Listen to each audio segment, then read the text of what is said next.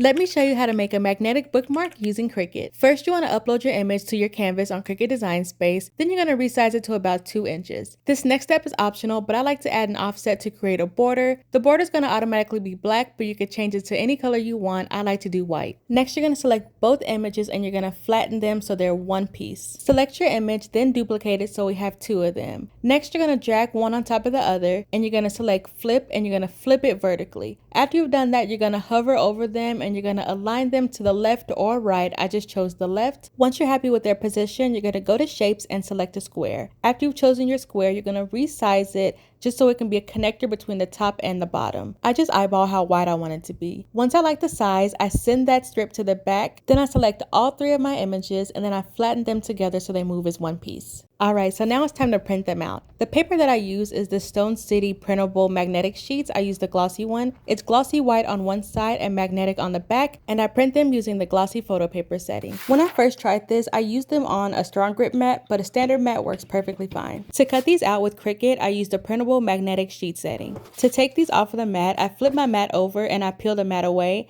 I find that's the easiest way to remove anything from a Cricut mat. Once you've cut out these bookmarks, the only thing you have to do is fold them in half and then you have your finished bookmark. Let me know what other Cricut crafts you want to learn how to make next.